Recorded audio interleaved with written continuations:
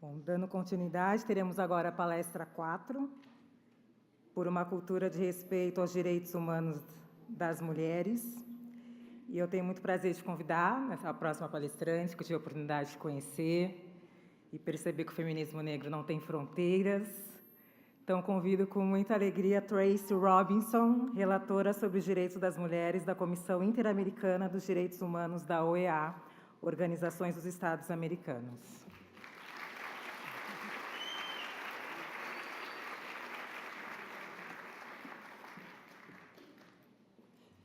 Boa tarde a todos.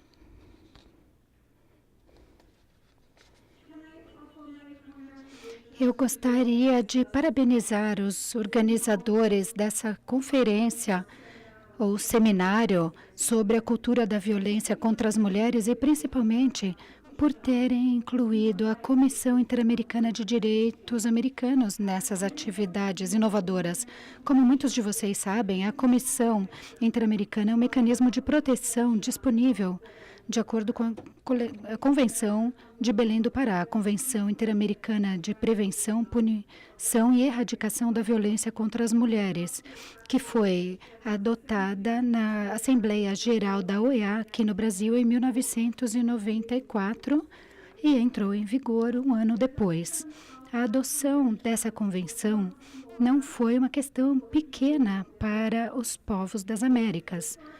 Foi a primeira convenção de direitos humanos do mundo a abordar a violência contra as mulheres como uma violação dos direitos humanos.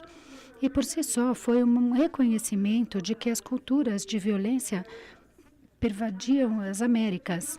E para citar o preâmbulo da convenção, a eliminação da violência contra as mulheres é essencial para o seu desenvolvimento individual e social e para a sua participação completa e igualitária em todas as áreas da vida. No artigo 7 da Convenção, não apenas pede que os membros do Estado condenem todas as formas de violência contra as mulheres e concordem em introduzir políticas de punição para erradicar essa violência. No artigo 8 da Convenção, há uma declaração onde é necessário adotar medidas específicas progressivas para modificar os padrões de conduta social e cultural dos homens e mulheres, inclusive o desenvolvimento de programas educativos formais e informais adequados para todos os níveis do processo educativo, para combater preconceitos, maus costumes e todas as práticas baseadas na ideia da inferioridade ou superioridade de qualquer um dos sexos, ou em papéis estereotipados para homens e mulheres que legitimizam ou exacerbam a violência contra as mulheres. O artigo 8 também incentiva a mídia a desenvolver diretrizes apropriadas para contribuírem com a erradicação da violência contra as mulheres em todas as suas formas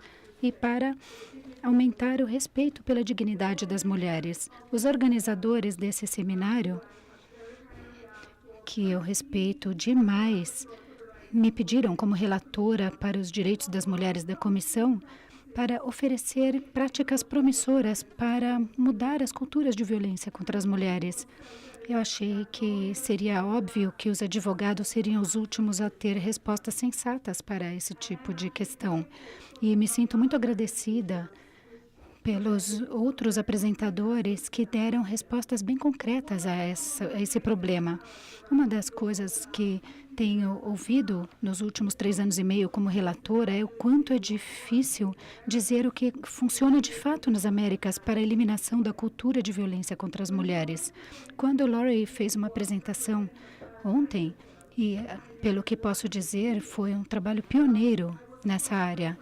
Eu gostei muito dessas práticas promissoras e muitos dos exemplos que foram dados e que não vieram da nossa região, da América Latina ou do Caribe, e sim da África. Grande parte das avaliações iniciais de programas ligados à violência contra as mulheres focaram em países de alta renda e nos contaram mais sobre a efetividade das intervenções em resposta à violência do que intervenções, de fato, para evitar a violência. Estamos no estágio inicial, na descoberta do que funciona na América Latina e no Caribe. Tendo dito isso, algumas ideias importantes surgiram no último dia e meio.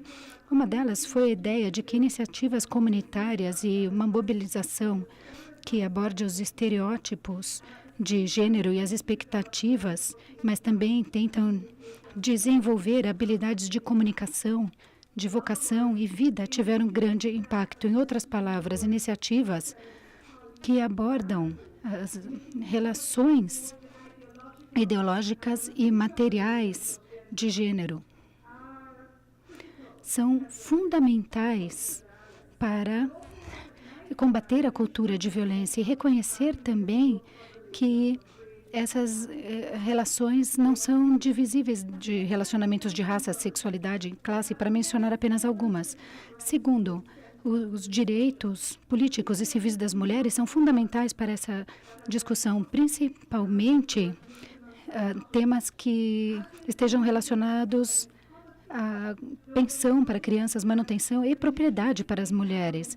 Essas iniciativas são focadas no empoderamento econômico da mulher, inclusive transferência de renda. Isso parece ter um grande impacto quando está conectado a programas que lidam com estereótipos e expectativas de gênero. A terceira ideia que surgiu e que nós já vimos repetidamente durante o último dia e meio é uma iniciativa muito promissora, incluir um trabalho com crianças e jovens a nível comunitário e nas escolas. A quarta ideia que eu quero oferecer aqui é a necessidade de repensar e fortalecer os mecanismos de monitoramento e de avaliação que já temos. A Comissão Interamericana ficou impressionada com o estabelecimento de instituições que tentam direcionar políticas públicas relacionadas a questões de gênero nas Américas. Mas o mecanismo de acompanhamento da comissão e seu comitê de especialistas notou no último relatório que poucos estados das Américas, na verdade, introduziram sistemas para avaliar o impacto desses programas nacionais contra a violência contra a mulher. Menciono isso porque o comitê também mencionou que se você não fizer uma avaliação e não houver uma política pública totalmente estabelecida, essa aplicação será inefetiva.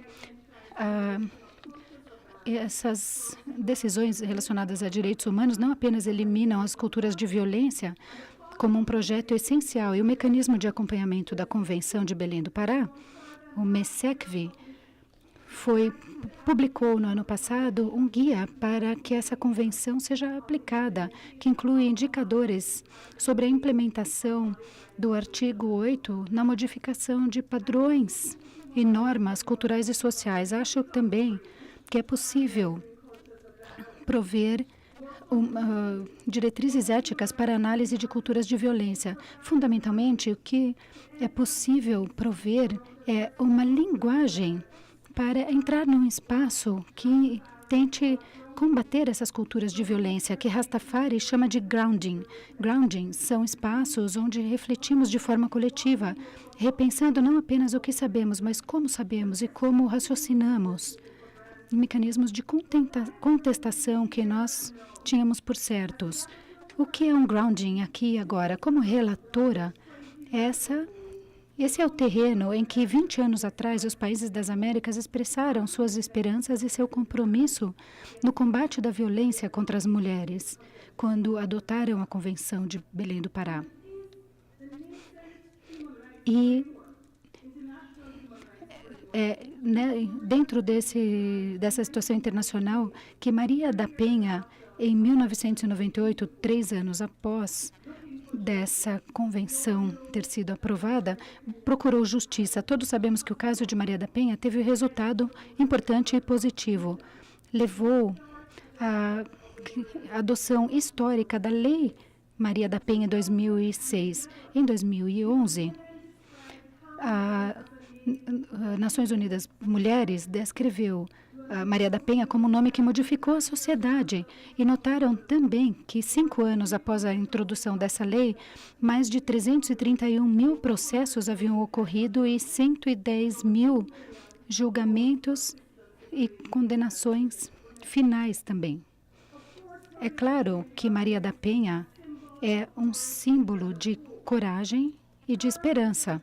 O caso dela é emblemático e levou a reformas abrangentes na legislação e nas políticas, mas é também um lembrete, como um mecanismo de acompanhamento da Convenção de Belém do Pará, de que a adoção de medidas legais não é suficiente para erradicar a violência baseada em gênero.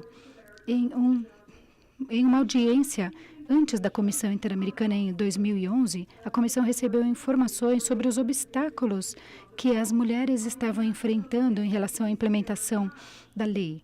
No Dia Internacional das Mulheres, de 9 de março, a presidenta Dilma Rousseff observou que cerca de 15 mulheres morrem a cada dia somente porque são mulheres, apesar da Lei Maria da Penha. Esse número aumentou entre 1980 e 2010, em cerca de 230%. Com base nesse contexto em que a lei é importante, mas não é o suficiente, eu quero transmitir a vocês 4 mensagens extraídas da Convenção de Belém do Pará a respeito de como combater as culturas de violência. Essas 3 ideias refletem o nosso diagnóstico em relação à violência e como podemos responder a isso e também as nossas possibilidades. Para leis de direitos humanos, a responsabilização do Estado é fundamental e, embora não seja adequado para eliminar as culturas da violência, não devemos exonerar o Estado. Devemos continuar a atacar a impunidade como um elemento que alimenta a cultura da violência e a reflete. Em outras palavras, devemos reconhecer e continuar a dar atenção às culturas estaduais de violência e às formas institucionais de violência contra as mulheres. Em segundo lugar, devemos assegurar um diagnóstico apropriado do problema e que estejamos falando de todas as formas de violência contra todas as mulheres, levando em conta as definições de violência contra as mulheres que constam nos artigos 1, 2 e 9 da Convenção. Em terceiro lugar, eu gostaria de sugerir que nós envolvamos todas as mulheres como cidadãs plenas para que participem desse esforço. Finalmente, devemos priorizar a igualdade enquanto falamos e devemos pedir, como está declarado no artigo 3 de Belém do Pará, que todas as mulheres têm direito a uma vida livre de violência nas esferas públicas e privadas. Imagine como Marai declarou antes, como seria o mundo se não existisse a violência contra mulheres e crianças. É verdade, é impossível mudar uma cultura de violência apenas adotando estratégias de resposta à violência. É preciso prevenir, evitar a violência. Ainda assim, a Comissão Interamericana já sugeriu com frequência que uma cultura de impunidade e ineficácia judicial alimenta uma cultura de violência. Frequentemente, dizemos que a revitimização e a ineficácia judicial dentro da administração da justiça contribui para a impunidade. E essa impunidade convida a uma repetição da violência. Essa repetição promove tolerância social da violência. E essa tolerância social cultiva a falta de confiança, o medo e a desconfiança na administração da justiça e a subinformação e a retirada dos relatórios, um ciclo pernicioso de impunidade. A comissão declarou que a falta de ação do Estado em relação aos casos de violência contra as mulheres alimenta um ambiente de impunidade e promove a repetição da violência. Rashida Manjoo, relatora especial das Nações Unidas sobre violência contra as mulheres, dá mais peso a essa ideia ao descrever esses atos como omissões e formas de violência institucional. Iniciativas para promoção de treinamento e educação daqueles envolvidos na administração da justiça, conforme proposto pelo artigo 8, tem mais que um papel instrumental na facilitação do acesso à justiça. É fundamental para a eliminação das culturas de violência institucional. No caso de Maria da Penha, a Comissão Interamericana disse que como a violência sofrida por Maria da Penha faz parte de uma norma, um padrão geral de negligência e uma falta de ação eficaz por parte do Estado para processar e condenar os agressores. A opinião da comissão é que o caso envolve não apenas o fracasso no cumprimento da obrigação de processar e condenar, mas também a obrigação de evitar práticas degradantes. A ineficácia judicial e discriminatória geral cria também um clima que leva à violência doméstica. Como a sociedade não vê nenhuma evidência de boa vontade por parte do Estado como representante da sociedade de adotar as ações necessárias, a comissão conecta a ineficácia judicial a estereótipos de gênero e práticas degradantes. Investigações ruins, medidas de proteção fracas e atrasos ao levar os criminosos à justiça estão conectados a esses estereótipos. Iniciativas sólidas nesse setor por parte da justiça podem aumentar os níveis dos relatórios, das denúncias, aumentar as condenações e reduzir a ineficácia judicial. Continua sendo importante abordar todas as deficiências nas leis e as falhas na aplicação e na implementação das leis e políticas existentes em resposta à violência.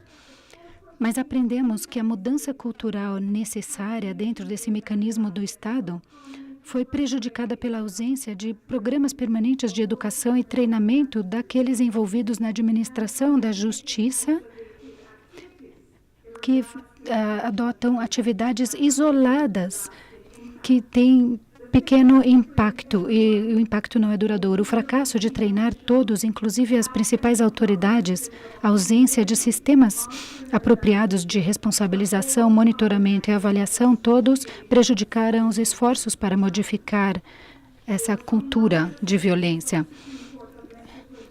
A Suprema Corte do México descobriu entre 2008 e 2009 que, embora 7 de cada 10 funcionários da Suprema Corte consideravam importante incluir uma perspectiva de gênero na análise de questões legais, 18% deles disseram que não sabiam o que era uma perspectiva de gênero. Metade disse que não sabiam como incluir isso, ou então que não consideravam isso uma prioridade. A maioria declarou, isso não chega a ser surpreendente para nós, que achavam que a perspectiva de gênero significava não fazer distinções entre homens e mulheres. É uma perspectiva perniciosa, cega em relação ao gênero. Em 2013, a Suprema Corte de Justiça do México lançou uma publicação chamada Tomada de Decisões Jurídicas com uma Perspectiva de Gênero, um protocolo para tornar os direitos iguais uma realidade. Esse protocolo foi preparado para demonstrar como essa vitimização que acontece por parte do próprio judiciário é terrível. As opiniões e decisões judiciais com perspectiva de gênero são parte de uma estratégia para combater a impunidade, a discriminação e a desigualdade, porque mandam uma mensagem de que as violações de direitos humanos é algo que pode ser prevenido, reconhecido e evitado. Permanece algo fundamental, portanto, assegurar que haja uma responsabilização não apenas para as violências perpetradas por pessoas que não são membros do Estado, mas a violência institucional também, que continua sendo pervasiva, e é preciso trabalhar em estratégias para combater essa violência, que aprofunda o fardo dessa violência sobre as mulheres, e é preciso remodelar tudo isso com a sanção do Estado. A Convenção de Belém do Pará define a violência contra as mulheres no artigo 1 como qualquer ato baseado em gênero que cause a morte ou danos psicológicos, sexuais ou físicos, ou sofrimento às mulheres nas esferas públicas ou privadas. O artigo 2 esclarece que essa violência pode ocorrer na família ou em outro tipo de relacionamento interpessoal ou na própria comunidade, no local de trabalho, em instituições educativas, instalações de saúde ou qualquer outro lugar. Embora seja óbvio, um aspecto fundamental para a eliminação da cultura de violência é dar um nome e abordar todas as formas de violência contra as mulheres. A Comissão Interamericana teve esse caso histórico da Maria da Penha em 2001. Ela emitiu um relatório sobre a violência de parceiro íntimo. Alguns dos casos anteriores, ela admitiu a violência sexual contra mulheres nativas pelos militares. No ano 2000, a comissão abraçou um abaixo-assinado de Maria Mamérita Mestanza Chaves, que, como muitas outras camponesas, mulheres nativas ou de áreas rurais, foi sujeita forçadamente à esterilização e, em último caso, isso levou à sua morte. Os casos de fracasso na investigação de mortes relacionadas a gênero e de desaparecimentos forçados rondavam a comissão ao longo das últimas décadas, principalmente no caso representativo do Campo Algodoneiro, no México. Muitos outros casos anteriores haviam envolvido meninas, como o caso da menina de 14 anos do México, que ficou grávida após ser estuprada dentro de casa. Nesses casos, as autoridades do Estado não permitiram que ela exercesse seu direito de interromper a gravidez, conforme era previsto na legislação. O mecanismo de acompanhamento da Convenção chama a nossa atenção para formas de violência contra as mulheres, às quais não prestamos tanta atenção historicamente. Violência obstétrica, violência econômica, violência patrimonial, violações dos direitos de propriedade das mulheres, violência simbólica. Ouvimos falar muito disso nos últimos dias. Mensagens, valores, símbolos que transferem e perpetuam a dominância. Nos nossos debates também falamos sobre a violência cibernética, o assédio nas ruas. São formas de violência que costumamos ignorar. A despeito das diferentes manifestações de violência contra as mulheres, a nossa resposta em relação à prevenção tem sido singular. O comitê de especialistas que formam parte do mecanismo de acompanhamento perceberam quanto os planos nacionais sobre igualdade de gênero falam apenas da violência doméstica e quantos protocolos de saúde focam apenas na violência sexual. O comitê também descobriu que os estados oferecem poucas informações sobre como a violência contra as mulheres é enfrentada em outros setores, principalmente o mercado trabalhista, no setor de defesa e segurança. Na região de onde venho, embora há décadas tenhamos leis sobre violência doméstica e leis atualizadas sobre crimes sexuais, não reconhecemos ainda o assédio sexual como forma de violência contra mulheres. Se estamos apenas começando a discernir o que funciona na prevenção da violência dos parceiros íntimos, sabemos menos ainda sobre como evitar outras formas de violência contra as mulheres. As avaliações mais rigorosas e programas e atividades foram feitos em relação à violência de parceiro íntimo. Violência por não parceiro, mutilação genital e casamento infantil. Eu fico impressionada com a invisibilidade da violência institucional. Quando a Comissão Interamericana explicou que o Estado tem a obrigação de tomar as medidas necessárias para evitar as violações de direitos humanos por atores que não pertencem ao Estado, isso foi um imenso passo, um imenso avanço na legislação para direitos humanos. Infelizmente, às vezes, o nosso olhar se desvia da violência onipresente contra mulheres e meninas no momento em que elas entram num serviço de saúde porque estão grávidas, nas mãos de professores na escola ou quando sofrem tortura sexual por autoridades e representantes das forças de defesa. Nós viramos o rosto dessa violência e observamos apenas a violência que não é perpetrada por agentes do Estado. O mecanismo de acompanhamento tem uma visão favorável dos planos nacionais de educação, como aqueles que incluem direitos humanos, treinamento sobre gênero, igualdade, treinamento de professores, mas, de maneira geral, costumamos passar por cima da violência realizada pelo Estado diretamente contra as mulheres e nos concentramos apenas nos parceiros íntimos homens. Às vezes me preocupo com o fato de que nós, sobretudo, essa é uma questão polêmica, nós enxergamos as mulheres que são vítimas de violência, principalmente quando não podemos ouvi-las. A nossa revolta costuma estar voltada para os incidentes terríveis de violência. E, às vezes, nós ignoramos, conforme já foi dito aqui, nós ignoramos a banalidade e seu aspecto mais corriqueiro. A estudiosa americana Saidiya Hartman, em seu trabalho sobre escravidão, fala da precariedade da solidariedade e de como, às vezes, nós testemunhamos o sofrimento e esse fato se sobrepõe à vítima e à expressão do sofrimento dela.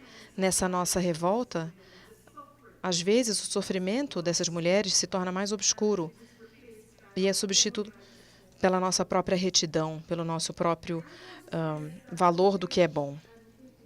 Eu quero sugerir que essa revolta e essa indignação, embora não sejam inúteis em relação à cultura contra a violência, têm limites. Eu acho que, nesta etapa, temos mais a ganhar, não da revolta, mas sim da curiosidade, da humildade, do mesmo tipo de curiosidade e humildade que levou à realização deste seminário e que levou tantas de vocês a estar aqui hoje.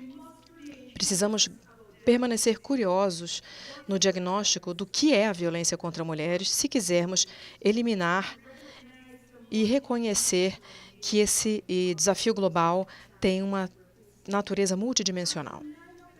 O artigo 9 da Convenção de Belém do Pará diz que os estados que adotam medidas para combater a violência precisam levar em conta a vulnerabilidade das mulheres por conta de sua história étnica, de sua situação de imigrantes, refugiadas, deslocadas, do fato de estarem grávidas, se forem menores de idade, idosas, com desvantagem socioeconômica, se estiverem em situação na qual não têm liberdade.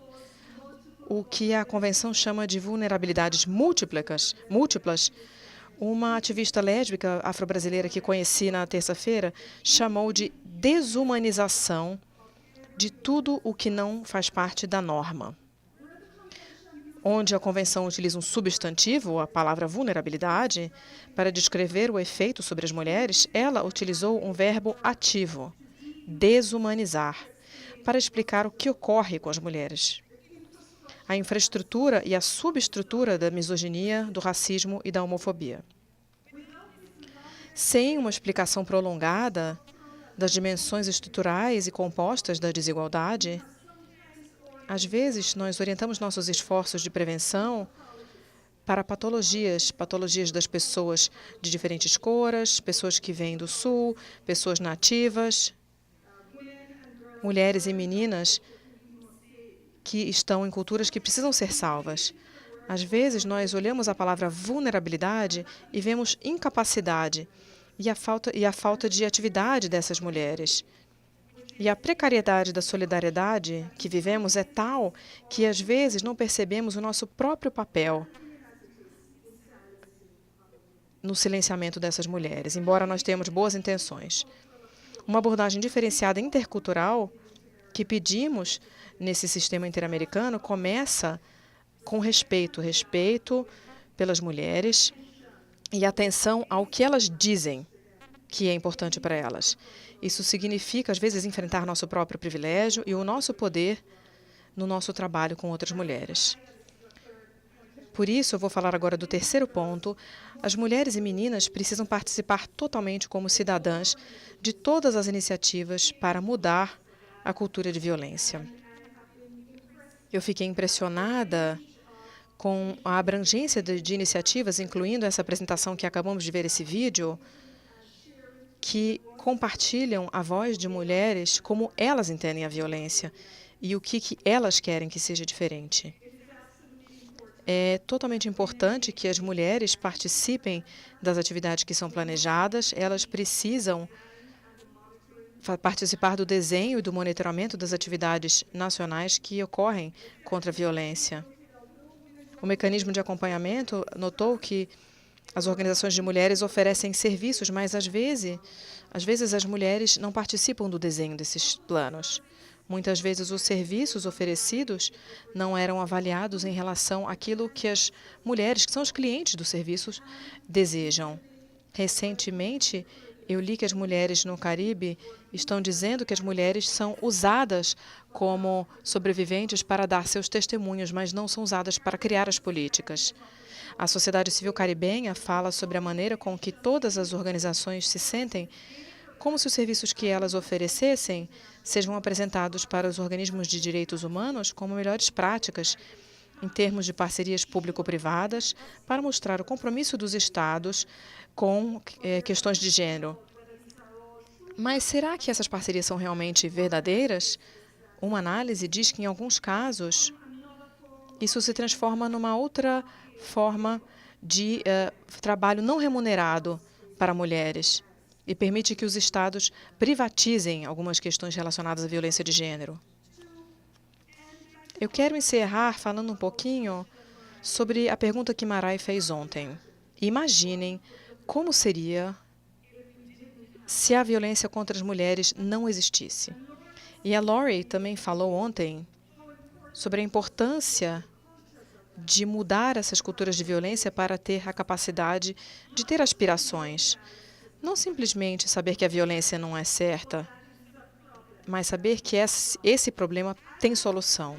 Eu fiz uma pergunta semelhante, agora já há algum tempo eu venho fazendo como feminista caribenha. Nós sabemos daquilo que queremos salvar as mulheres. Queremos salvá-las da violência, do racismo, da transfobia e da homofobia. Mas o que não está tão claro para muitas de nós é qual o futuro que queremos dar para essas mulheres que serão salvas. O Tribunal Interamericano apresentou repetidas vezes a ideia do projeto de vida. Ele disse várias vezes que temos o direito de articular e trabalhar rumo ao nosso próprio projeto de vida, ou seja, o direito de fazer nossas próprias escolhas, que nós consideramos melhores, por nossa própria vontade, para atingir esses ideais que consideramos importantes. Sabemos que violência, discriminação e injustiça, conforme já disse o Tribunal Interamericano, podem causar danos irreparáveis a esse nosso projeto de vida. Eu descrevo parte desse projeto de vida como uma força de imaginação coletiva que oferece descrições ricas das aspirações para as mulheres. Mulheres que incluem nós mesmas, oferecendo aquilo que a gente considera aquilo que a gente considera ser as vidas que imaginamos. Essas vidas que imaginamos, esses projetos de vida, são centrais para eliminar as culturas de violência e promover culturas de respeito pelas mulheres. Eu passei 10 dias no mês passado viajando pelo Caribe com Rashida Manjoo, que é essa relatora de violência contra mulheres. Em meio a discussões muito duras, ela lembrou ao público dela algumas vezes do que ela chamava dos 3 P's. Ela disse que, se quisermos avançar, precisamos estar dispostas a desmantelar o poder, o privilégio e o patriarcado. Muitas análises que eu escuto de uma vida livre de violência contemplam os homens que continuam no poder, homens que continuam privilegiados. Eles simplesmente não batem. Eles são como patriarcas benevolentes. Nesse caso, conforme a Luísa disse ontem, o inimigo mostra sua face, às vezes até a face dela, de uma inimiga. É quase como se tivéssemos estabelecido uma margem para o desenvolvimento das mulheres, um limite que elas não devem ultrapassar. E dentro dessa margem, as mulheres poderiam ter supostamente uma vida livre de violência. Eu rejeito essa ideia e sugiro que não podemos eliminar as culturas de violência se não enxergarmos um horizonte além dessas vidas livres de violência, que contemple o significado da igualdade para nós. Uma de minhas colegas feministas de Barbados disse que temos que pensar nessa vida imaginária, temos que repensar o que é o amor. Ela comentou que precisamos oferecer alternativas mais igualitárias de amor heterossexual, uma vez que a violência continua a estar envelopada nesse discurso romântico de amor. A apresentação de Ross também falou da necessidade de repensar o desejo ou o que é sexy. Ou imaginar, as nossas vidas imaginárias precisam estar juntas com uma força de imaginação. Descrições não apenas da vida das outras mulheres, mas de como nós nos imaginamos, nossas vidas. Embora as legislações de direitos humanos não tenham grandes narrativas sobre o que funciona, eu quero sugerir aqui nesta minha apresentação que eles podem nos ajudar a manter os olhos focados nos nossos esforços de eliminar as culturas da violência, todas as formas de violência, e não apenas aquelas formas que conquistam a atenção, que costumam ser de corpos sem vida e sem voz. Eu acho que isso nos dá a oportunidade também de manter nossa atenção na responsabilidade do Estado. Não podemos privatizar as questões de violência contra mulheres. Precisamos saber até que ponto os próprios Estados participam de atos de violência institucional contra as mulheres. Quero dizer ainda que os direitos humanos nos oferecem a oportunidade de garantir que as mulheres, como cidadãs plenas, estão dando forma às políticas que afetam suas próprias vidas e acabam com a violência que elas experimentam. E esses direitos humanos permitem que tenhamos uma visão mais ampla do que eu chamo de uma vida igualitária imaginada. Muito obrigada.